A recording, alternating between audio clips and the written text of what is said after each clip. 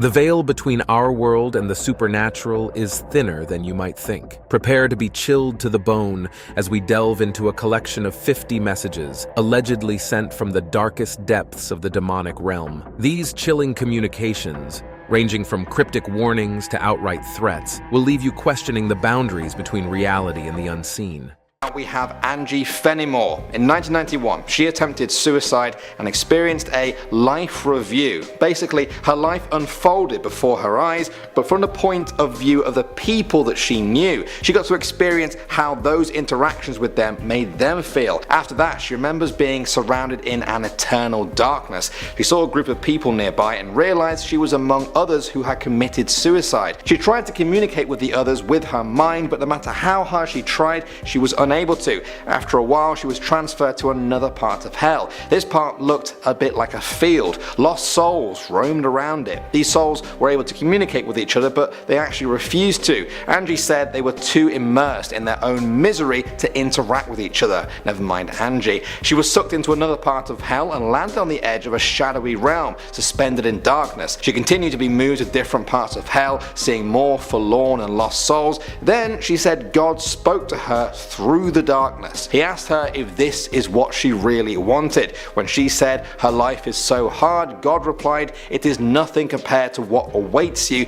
if you take your life." What do you guys make of this story? Some religious people use this story as proof of the existence of heaven, hell, and God. Next up at number 9 now we have Zushiba. She was a Reddit user who shared a story about her aunt who died while undergoing an operation. She said she floated above her body on the operating table and saw them trying to revive her. She felt a pull on her and flew out to the top of the room. Suddenly she found herself floating above the ground several inches above a field of dirt. In front of her was a deep dark chasm. On the other side was a beautiful field of grass flowers and sunlight. Where she was only had brown dirt. She began to hover over the chasm and felt an evil force pulling her down into it. She said it was the worst feeling of pain and horror she had ever experienced. After what felt like an eternity, the hands that were pulling her down went away. She felt happy and warm. She saw family members on the other side. She moved towards them, but suddenly she felt the same hands pull at her again, this time even harder.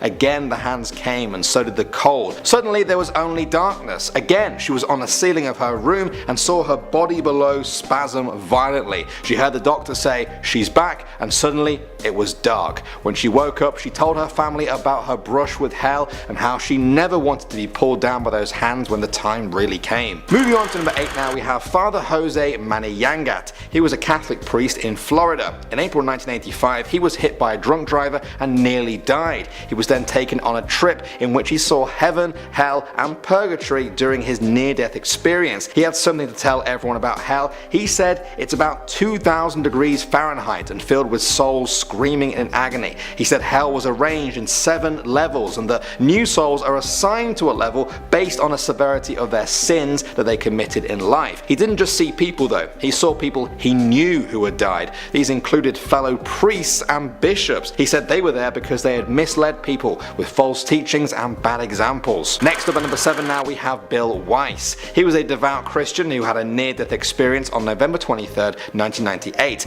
On that night he said he was lying in bed with his wife and was suddenly plunged into hell at exactly 3 AM on the dot. He said it was a very physical experience and that he believes God sent him to hell for him to become a living testimony. In his account he said he was trapped inside a cell that was 15 by 10 by 15 feet. He wasn't alone either. There were 2 gruesome giants with him. After a while 2 more vicious creatures entered the cell. When the light disappeared, the 4 giants then attacked him. He was ravaged for 23 minutes. Now the reason he knew that it was exactly that was because he woke up in his bed moments after and it was 3:23 AM. Ever since then Bill has taken it as his life mission to spread the message of hell and its terrors. Moving on to number 6 now we have Audra. That's the name that this woman gave when telling her story, not wanting to be identified any further. Audra had a seizure which sent her into a coma. She said she felt herself falling down a hole and scrambled for something to hold on to. It smelt like tar and she couldn't see anything above or below her. The more she shouted that she couldn't breathe, the faster she fell. A rocky substance was flying all over the place, especially in her face. place. All hope was lost. When her seizure ended, she was pulled from this dark place and brought back to life. Ever since that day though, Audra feels that she is somehow destined for hell and that the tunnel was her route to it. Now she lives her life in fear, terrified that she might die one day and return to that place. In an interview with the British newspaper, Audra said, "I continue to live in this bondage-like fear-based state of doing all I can to deserve my place here and earn my place in the afterlife." Alright, coming in at number 10 now, we have Joshua Rules. In 2015, a man took his brother along with him to go house hunting in Michigan when they stumbled across a dirty, wet and unfinished basement. They saw writing on the wall, and when they took a closer look, they realized that a child used to live down there. One wall read Josh's rules. Number 1, stop reading your walls. Number 2, no watching Isaiah through the hole. And number 3, no writing or drawing on the walls. Number 4, if you don't like these rules, go to number 0. Other messages said things like, don't climb into my room, or, and I think this one is the creepiest, stop watching me. The man posted all of these pictures to Reddit, where users came up with their theories ranging from schizophrenia to the supernatural. Very strange stuff either way. Next up at number 9 now, we have Satan. In 2015, Imgur user Bushi992 posted these pictures to Imgur of the basement and attic in the house that he and his friends had just moved into. As you can see, something went down here. The symbols appear to be satanic in nature. There were pentagrams, rams, snakes, and strange messages on the wall, such as, "For I am the earth, and within me the devil burns." Many people asked them why didn't they ask to see the attic and basement before they moved in. I think that's a very good point. I'm not sure if I could sleep knowing this stuff was below me. At number 8 now, we have the tape. Reddit user Lumberjack shared pictures of a small basement passageway that he discovered in his new home. Inside it, he found a locked door, which concealed an entrance to a small room. Inside that room was a briefcase and a safe. He opened that and found some money, a few watches, and videotapes. The tapes had writing on the front of them. One of them simply read, "No, no, no, no."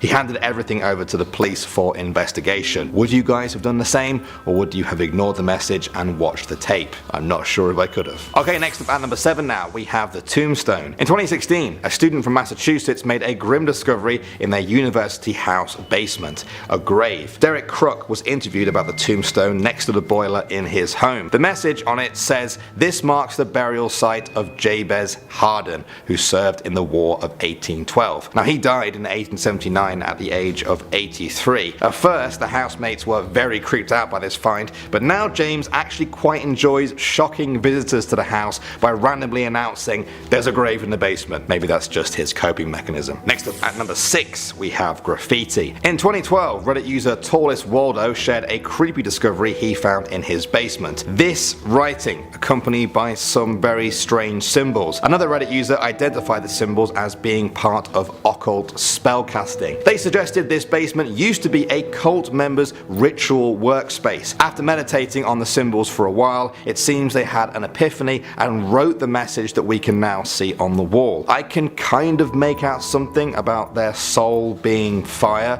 and the time has come to use the gateway they have opened. What do you guys think it says? I'm not even sure if I want to know. Coming in at number 10 now, we have the 98 Rock. At the start of World War II, Japan captured 98 American soldiers on a small Pacific island. The US struck back in an attempt to free the soldiers. Japan knew they were going to lose the battle, and so they decided to kill the 98 soldiers instead of letting them go free. One of the soldiers managed to escape and hide. In his last moments, he found a rock on the beach and carved 98 US prisoners of war and the day's date. When he was found, the Japanese admiral beheaded him personally. However, his message made sure the 98 were never forgotten by the people who found it. Next up at number 9 now, we have the message in a bottle. In 2016, a demolition crew in New Mexico found a time capsule from 1968. It was a bottle containing letters written by kids. A lot of it was normal stuff about their favorite TV shows at the time, but one message stood out as pretty creepy. It was written by a boy who said he was called Greg Lee Youngman. It read, I am dead. I go to Montgomery School. This is the olden school name. I was born in 1900. You auto, now I dead. My favourite subject is spooking the police. I play the guitar. In case you don't know what it is a board with strings on them. I am 10 years old. See you later, savages. What did you guys make of that? Was it the ghost of a 10-year-old boy who liked to scare police, or was it just some kid being a real savage? Really weird either way. Next up at number 8 we have the Nazi time capsule. In 2016, archaeologists in Poland found a time capsule from Hitler's Third Reich. It was buried by the Nazis in 1934 before the Second World War started. They wanted it to be dug up in the distant future by people living in a utopian Nazi world. Obviously, that didn't happen, which makes the contents of the time capsule that much more chilling. Inside there were newspapers, 2 copies of Hitler's Mein Kampf, documents from Nazi Germany, and a letter to future generations. The contents were put in a Polish museum and are now a scary reminder of what could have been. Moving on to number 7 now, we have the Voynich Manuscript. This is easily one of the most mysterious things in human history. It's a codex that has been carbon dated to the 15th century. It contains hundreds of pages of illustrations and diagrams of plants, people, and astronomical images, but here's the strange thing. Every page contains text written in an unknown language. It's been over 100 years now since it surfaced, and in that time, every genius codebreaker and linguistic expert in the world has tried to decipher what the words say, and they have all failed. The pictures seem to show that it's a complex analysis of life and the universe, but who wrote it? If they had a language, surely they couldn't have been the only one of their kind. What do you guys think of this mystery? Coming out number 6 now, we have the Emerald Tablet. This is an incredible mystery because it doesn't actually exist anymore. It was said to be like the Philosopher's Stone, containing the key to turning any metal into pure gold. It was mentioned in an Arabic book around the 7th century, it was then translated into Latin in the 12th century, and even Isaac Newton himself made a copy of it. The problem is, the text from the Emerald Tablet reads more like a list of 14 riddles. Many people have tried to decode its secrets, and all have failed. Starting off this video, we have Every Breath You Take by The Police. Honestly, I'm a big fan of The Police and Sting. Some of my favorite songs are Roxanne and Message in a Bottle, you know, the classics. So anyway, I'm sure you've heard of the song Every Breath You Take. Now honestly, I never thought too much of the song, I just thought it was a cute romance song. Well, turns out it is quite the opposite. Apparently Sting wrote the song after a bad breakup. So now if you listen to the song keeping that in mind, it sounds like he's just stalking his ex. Like, just listen to these lyrics. Every breath you take and every move you make, I'll be watching you. Every single day and every word you say, he'll be watching you. Like, now that's really creepy, so maybe think twice before playing that song at your wedding, just a suggestion. Moving on at number 9, we have Twinkle Twinkle Little Star. That's right folks, our childhood nursery rhyme is much darker than you thought. So if you play the line, Twinkle Twinkle Little Star, how I wonder what you are, backwards, it sounds like I wish there was no Allah. Allah in Arabic means God. So parents believed that it was going to cause their child to become an atheist or even a devil worshipper. Now this can only be heard in some versions of the song, and even then it still sounds a bit distorted, so I personally don't believe that was put there intentionally. But seriously, who discovered this? Are there just people spending their days listening to songs backwards trying to spark some kind of controversy? Next up at number 8 we have the song Eunuch Provocateur by Mars Volta. Now the name of the song alone is pretty disturbing honestly. And yeah, it's not like a positive, uplifting pop song, so what do you expect? Now towards the beginning of the song, in between an instrumental break, you can hear some sort of distorted voice. When played in reverse, it sounds like someone saying, "Did mommy and daddy ever hurt or spank you?" I have no clue why they incorporated this in the song. Maybe it was just like to hop on the backmasking trend, or maybe it truly does have a darker meaning. In our 7th spot, we have the song Fire on High by Electric Light Orchestra. Now, orchestra music is not typically that scary, but this song contained quite a creepy message.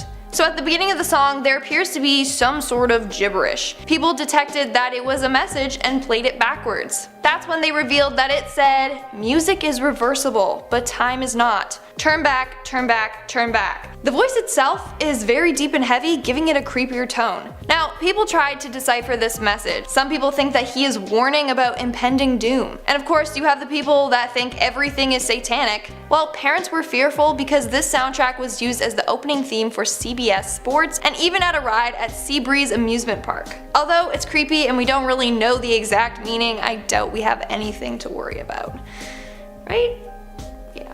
Moving on to number 6, we have 123 Red Light by 1910 Fruit Gum Company. Honestly, this song is said to be a classic childhood song for a bunch of individuals around the 1970s. Many people listened to this song and focused on the snazzy tune or catchy repetition of the line 123 Red Light. But apparently this song has an underlying message about date rape. What's scary is how this song was specifically targeted towards children and young teens. It is not a good song that they should be listening to at such a young age, especially when they are still developing and can easily be influenced. So when you listen to the lyrics, it says things like, every time I try to prove I love you, 123 red light, you stop me. Baby, you ain't right to stop me. Then it also says, 123 red light won't stop me. When I know I'm right, don't stop me, 123 red light. That makes me feel so sick. Like literally he's singing about trying to pursue a woman who doesn't want to engage in sexual activities. Even though she's rejecting him, he still won't stop because he thinks he's right and she's wrong for doing so. Coming into number 10, we have this creepy angel skeleton. Also, it's alongside a really creepy hard-hitting message. Okay, I personally don't know what is creepier, this terrifying as F statue of basically a winged skeleton kissing the face of a stone corpse, or the inscription. The inscription reads, "The blood in his veins grows cold and all strength is gone. Faith has been extolled by his fall into the arms of death. Amen." I understand that for some people death isn't a jovial occasion, but can we maybe just chill out a little bit? This sobering statue can be found at Barcelona's Poblenou Cemetery, where I don't feel like I'm going to be taking a trip anytime soon. No thanks. Scary and really sad at number 9, we have this unidentified gravestone from Oskaloosa. This is in the Oskaloosa Pleasant View Cemetery in the United States. This stone reads, "Unidentified baby girl found in Delaware River, May 1977. That is so horrendously sad. The baby was never identified, and neither her parents or killer, if they were separate people, have ever been found either. Coming into number 8, this next tombstone is pretty much just a fancy way of saying you're next. It reads, "To the person passing by, as you are now, so once was I. As I am now, you soon will be. Prepare yourself and pray for me." Wait.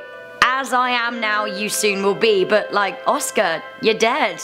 Oh, I see. This tombstone is pretty much just a direct threat telling you that, yeah, you're gonna die. Who even needs words when you could just let the whole horrifying stone itself do the talking? Am I right? Coming into number 7, we have this very, very awake but dead baby. It is always depressingly sad when a baby dies, but is this any way to immortalize them? The baby is sitting bolt upright in a crib while a lamb that may or may not have been some kind of animal sacrifice lays at the foot of the bed. Hi there, cold dead baby stone eyes. Yeah, why are you following me wherever I go?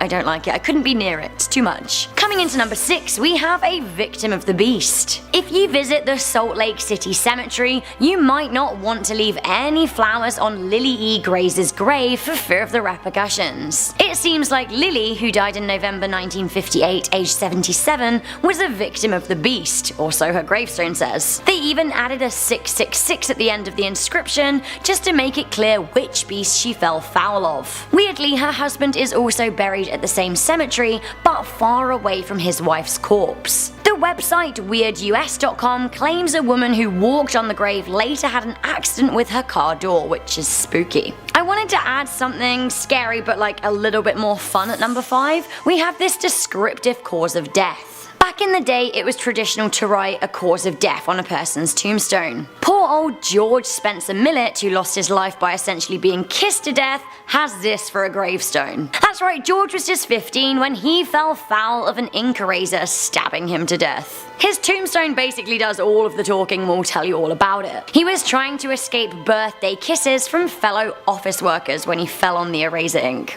Weird. Obviously it's sad, but a deep dark part of me just loves this description on his gravestone. Another pretty frank and way less hilarious tombstone at number 4, we have Pressed to Death. Again, part of the descriptive tombstone category, it seems that Giles Corey was pressed to death, which is a really horrible way to go and makes reading his stone like really uncomfortable and claustrophobic. It turns out that he was actually murdered as part of the Salem witch trials, which makes his death even spookier. This gravestone can be found at the Charter Street Cemetery in Salem, Massachusetts. We have a murder victim's gravestone at number 3. I think like a murder victim's gravestone is always disconcerting. William Wood was murdered in Derbyshire, England in 1823. Not only that, he was actually pretty brutally murdered. The almost 200-year-old gravestone marks the spot where he was found dead and frankly tells the world that indeed he was murdered. He was here murdered, apparently. This is very chilling, and if you want to find it for yourself, it's between Disley and Whaley Bridge, but personally I wouldn't want to walk down there alone at night. Coming into number 2, putting the head into headstone, we have,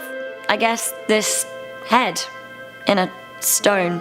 Ooh. Nothing sends a scarier tombstone message than a physical head in a box. The head belongs to the patron saint of venereal disease. Yes, there is a patron saint of venereal disease, which actually sends an even scarier message. The saint was Saint Vitalis of Assisi, who died in 1370. His name is on the case, but to be honest, I'm much less concerned with what is on the case than I am with what is in it. Finally, at number 1, we have an Ouija board headstone. So you know Ouija boards are used for contacting the dead, right? Well, what better place to do this than in a graveyard where, I mean, it's literally filled with dead people. Inventor of this spirit game, Elijah Bond, insisted on an Ouija board headstone for his own grave, which is very terrifying and very creepy. I mean, imagine playing with that thing, like, absolutely no from me, get me far away from there. We are now at our 5th and halfway mark with Nebraska by Bruce Springsteen. Now this song is fairly heavy. The emotion in Springsteen's voice is very powerful, it's honestly beautifully sung. But unfortunately, what some people may not know is that it is actually about a serial killer by the name of Charlie Starkweather. When Charlie was just 19, he killed 11 people in Nebraska and Wyoming. There was no motive, it was just a relentless killing spree. The song has lyrics like, "Me and her went for a ride, sir, and 10 innocent people died," and "Through to the Badlands of Wyoming I killed everything in my path." This is all true to what Charlie did. Suddenly, the harmonica moments in the song just sound a bit more creepier than normal. It's a very sad song once you listen to it with that in mind. Moving on, in our 4th spot, we have Dinner at the Deviant's Palace by Cradle of Filth. I mean, again, what did you expect? They're an extreme heavy metal band, and have said that they're inspired by gothic mythology, books, and horror films. They even wear upside down crosses. So I'm not surprised by this dark message hidden in their song. So this interesting song is the 8th track from their album Bittersweets to Succubi. So in the song, when it's played in reverse, you can hear a young boy reciting the Lord's Prayer. The young boy's voice is eerie with like a static effect over it. It sounds almost like he's possessed. Now, apparently, when a Lord's Prayer is recited backwards, it can be used to summon demons. So maybe be careful next time you choose to listen to this song, you might receive more than you bargained for. In our 3rd spot, we have Hate Your State by Choking Victim. Now, Choking Victim is a punk rock band with songs like Born to Die, No Gods, and In My Grave. So obviously their music is going to be more darker and involve more mature subject matter.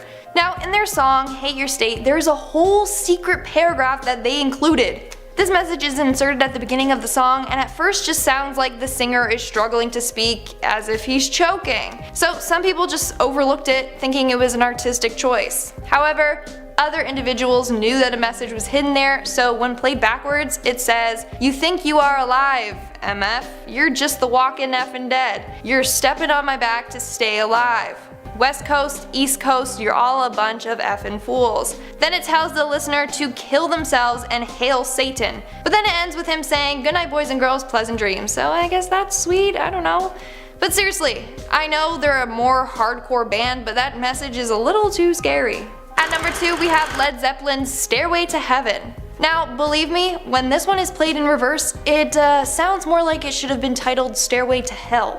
Now, this song in particular is different from the rest. It is shown that the whole thing in reverse has tons of hidden messages, not just one line, the whole song. So throughout the reversed version of the song, you can hear him say things like, "Here's to my sweet Satan," or "All my life will end for him," or even, "Oh, I will never be saved because I lived with Satan." And this isn't the first time Led Zeppelin has been accused of backmasking dark messages. Now, in the forward version of the song, he even says the line, "'Cause you know, sometimes words have two meanings." This is what led people to believe there was a hidden message in the song. So, some individuals believe that he is trying to recruit people into Satanism. What supported their theory is that the guitarist Jimmy Page bought a home from Aleister Crowley. Now, Aleister is known to try and have his followers learn to read and speak backwards. Coincidence? But either way, the satanic messages are pretty creepy. And in our number 1 spot, we have Big Hoops by Nelly Furtado. Now, Nelly Furtado is a Portuguese-Canadian singer-songwriter known for her songs like "I'm Like a Bird" and "Turn Off the Light." Now, she isn't one to typically spark controversy, but this next song has people thinking that she's part of the Illuminati.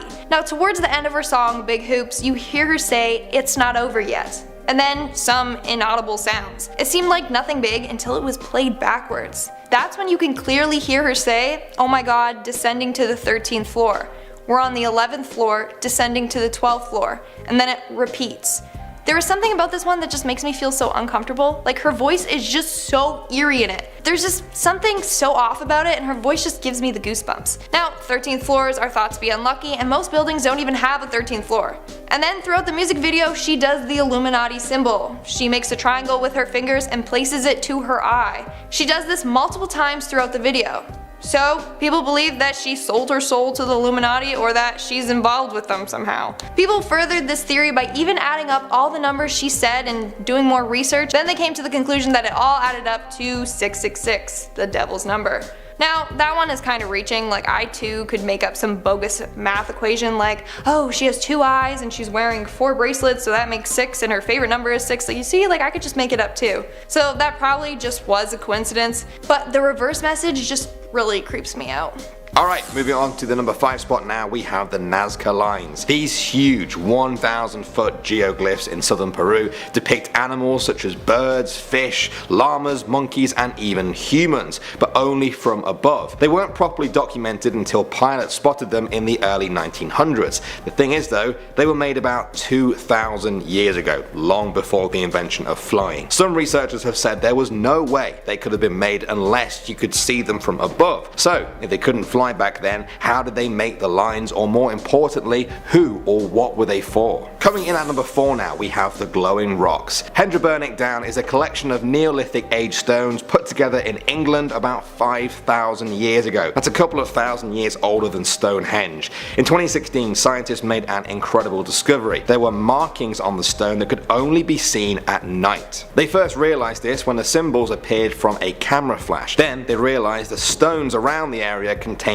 quartz, which glows in the dark when it's smashed together with another piece of quartz. The researchers knew that the people who built this associated darkness with the supernatural and strange pagan rituals, but that's about everything they know. Who the messages were for and what they meant remains shrouded in the mystery of time. Okay, coming in at the number 3 spot now, we have the Codex Gigas. This early 12th century book is also known as the Devil's Bible. It's almost 9 inches thick and weighs 165 pounds. It was said to have been written by a monk who had been locked up for breaking his vows. He promised that if the monastery let him live, he would write them a book that would contain all of human knowledge. Legend says he did this by selling his soul to the devil. The book contains the whole of the Bible, as well as copies of other historical texts. It contains 310 pages in total, even a drawing of the devil, but it's missing 12 pages. Some say these missing pages contain satanic texts to conjure the devil himself. Okay, next up at number 2 now, we have the photograph. In 2014, Reddit user Mariah KL13 shared with everyone a creepy bottle she found on a California beach. It looked more like a jar and was filled with bright pink water. She emptied out the strange liquid and saw a piece of paper wrapped up neatly with a black ribbon. She opened the jar and unfolded the paper. It was a washed out photograph of a woman with a bunch of needles sticking out of them. Reddit users went crazy with theories on this. Was it made by a murderer murderer? Was it a curse? How long had it been just drifting in the ocean for? The creepy contents left more questions than answers. And finally at number 1 now, we have the text message. This one doesn't come from the distant past, but it creeped out a lot of people. In early 2017, Reddit users started sharing stories about how they were getting texts from unknown numbers. That wasn't too strange, that happens every day. What was really strange was the texts were coming from the year 2003. The numbers always seemed to start with 19. Quite often the text would just be completely blank, but sometimes they would contain random characters, such as this one that just said !S. Now the official explanation for all of this was that it was just a technical glitch. Others said it was people from the past trying to contact their future selves. I honestly have no idea. Either way, I know I would freak out if I got a text from an unknown number in the past. What about you guys? At number 5 now guys, we have Peter Pan. In 2010, a woman in LA found something very disturbing in her basement. Wrapped in newspapers from the 1930s were the mummified remains of 2 newborn infants. They were wrapped up with a copy of Peter Pan and a membership card to the Peter Pan Woodland Club. Detectives identified who did this, a woman called J.M. Barrie, who coincidentally had the same name as the author of the book, but was of no relation. What police have never figured out though is the purpose of this. What did this symbolize? Was this woman trying to convey a message about her dead newborns and the story of Peter Pan's Never Neverland? We may never know. At the number 4 spot now, we have mold. In 2005, a family who moved into a new home were decorating one of the rooms when they noticed the bookcase was a little bit loose. They nudged it and it swung open to reveal a secret passageway. Inside they found a note that read, "Hello, if you're reading this, then you found the secret room." The letter went on to explain how they were the previous tenant of the house but had to move out because of mold, which made their children very sick. The new owners who were reading this actually listened to the warning and moved out because of the mold too. They even sued the broker who sold them the house.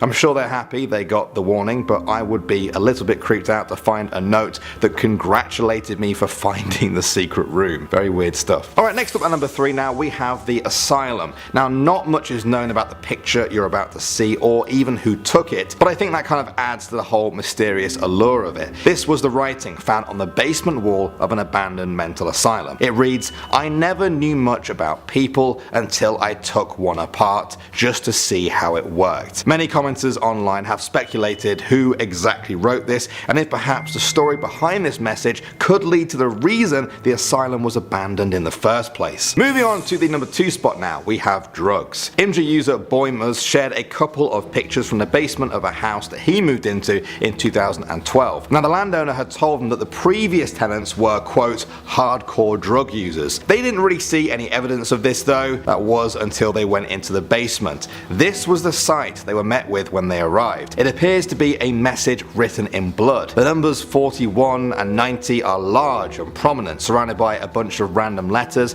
and the handprints of the people who made this. Other numbers on the wall include 82, 6 and 35. What does this all mean? Is this some sort of secret code? Whoever took the time to make this must have thought these numbers held some real significance, because it looks like they use their own blood. And finally at number 1 now, we have the bunker. Now for me, a bunker is basically a huge creepy basement with nothing above it. It's like a super basement. In 2014, an Imgur user shared a story and pictures from when they visited a friend in northern Germany. In the woods, they found an abandoned bunker. They followed the endless hospital-like hallways. As they ventured deeper and deeper, they found graffiti on the walls with words like die and help. Eventually, they came across a huge yellow vault door that had been ripped off its hinges, a worrying sight to see. What could have been that powerful? A little further on, they found the creepiest writing so far, a message in German that translates to "Hello Satan, I love you." It wasn't long before they just turned back. That clearly isn't a place you want to stick around in for too long. Next up at number 5 now, we have Howard Storm. At the age of 38, Howard was an atheist. He also had a perforated stomach which led to a near-death experience. He woke up outside of his body body and saw people around his hospital bed, but they couldn't hear him speak. He kept moving and found people walking towards him. However, when he tried to stop them to ask a question, they just walked right through him. It was then that he realized he was a ghost. Then he saw a group of people huddled around a door leading to a hallway. For some reason, these people could see him. Not only that, they were trying to tell him something. As he moved towards them, he saw they were urging him to follow them. Reluctantly, he agreed and stepped out into the hallway. Almost instantly, he was enveloped in a thick fog. He continued to follow the figures through this fog. They pestered him to keep up. As the hospital disappeared behind him, the figures turned nasty, shoving and pushing him. Eventually, they revealed themselves to be demons. They turned on him and tried to eat his flesh. Despite being an atheist, he prayed to God. To his amazement, it worked. When he came around the hospital, he vowed to become a Christian. Eventually, he went on to become a church minister and pastor. His story has become famous among those interested in near-death experiences. Next up at number 4 now, we have Matthew Botford. This man claimed that in 1992, he went to hell and back. He and 2 work associates were in Atlanta on business. They had just left a restaurant and had gone outside to catch a taxi when, behind them, a group of men were arguing. 3 of them pulled out guns and started shooting. One of Matthew's friends were unharmed, 1 took a bullet to the head and died instantly, and as for Matthew, he also took a bullet to the head and died. What happened next, Matthew finds hard to describe. Utter blackness, he said, incredible fear. I went to a place that I believe was hell. It was void of anything good, beyond anything words could describe. This hand came down towards me, and as it did, it brought warmth, just flooding this room I was in with this brilliant white light. I was being pulled upwards. I heard this voice say, "It's not your time." Matthew was resuscitated on the scene. He was in a coma for 27 days in hospital and flatlined a number of times, but amazingly, he survived. Eventually, he was even able to walk without the aid of a wheelchair or cane. He and his wife started to go to church, with Matthew attributing his survival to God. He said, "When I was dead, I didn't cry out for God, yet he came down with his own hand and pulled me out of hell. That's a loving God." Moving on to number 3 now, we have Jennifer Perez. In May 1997, this woman nearly died after a group of friends drugged her drink and attempted to sexually assault her. Perez was hospitalized for 3 days, slipping in and out of consciousness. One time she claimed she floated out of her body. After a visit to heaven, she says she saw hell. She was standing on a great road and didn't know where it would lead to. The first thing she felt though was thirst. She told the angel who was guiding her, but he didn't hear her. She started to cry. The tears evaporated instantly. Then there was the smell of sulfur, like a million burning tires. She tried to cover her nose, but that made it even worse. Her senses were heightened. Even covering herself up seemed to do nothing. The heat burned the hair off her arms. Eventually, she saw people being tortured by demons, but could do nothing to save them. After this glimpse of hell, she was led back to heaven, where she says God gave her a second chance at life. Moving on to number 2 now, we have George Richie. Now, he died of pneumonia in 1943 during World War II. He awoke to find himself in what looked like a hospital room. It looked like the hospital room he had been moved to for his treatment, but something was different. He noticed that all of his belongings were no longer in the room. What was even stranger though was that someone else was in his bed, the same bed that he had just got up from. He felt compelled to find out what was going on and knew the answers lied beyond this room. He stepped into the hospital hallway and followed it to a set of metal doors that led outside. He felt like he had to go to his hometown of Richmond, Virginia. He decided he was going to run there. He ran faster than humanly possible and eventually stopped in a small town. There was an old red cafe with a neon sign in the window. He found himself floating 50 feet above the building. A man below tried to enter the building. George tried to touch his shoulder, but his hand moved right through him as if it was made out of air. It was then that it hit him. He was dead, and the stranger in the hospital bed was actually him. He rushed back to the hospital and stood beside his body. Then he claims Jesus appeared. Jesus took him on a tour of different afterlives. Some looked like places on earth, some looked like nothing he could even imagine. He saw infinite souls battling on a huge plane, mutilating each other beyond belief, but suffering no physical injuries, only the pain that would normally come with them. And finally, number 1 now, we have Tamara Laro. In September 1985, this 15-year-old girl attempted suicide by shooting herself in the chest. As soon as the shot went off, she found herself in a fiery pit. Hundreds of souls were screaming in agony, unable to talk to one another. She saw a creature with a dragon-like head head, which she described as more fierce than anything that the earth has ever seen. Then a shining hand descended and carried her up to heaven before guiding her back down to home again. When she awoke, the medical team told her that the bullet had missed her heart by 1/4 of an inch. Tamara dedicated her life to teaching others about her experience and how to avoid it. Well guys, I'd love to know what you make of all of those. Some people believe that they are all true accounts, others say that science can explain these visions. Where do you stand on this matter? Thanks for watching, as always, of course. My name is Danny Burke, and I will see you all in the next video. Want to see more videos like this one? Check out this video next. Viewer discretion advised. It's about disturbing real-life demon photos that you won't believe are real, but have been confirmed by the Pope himself. Click the video now to find out more. See you guys in the next video.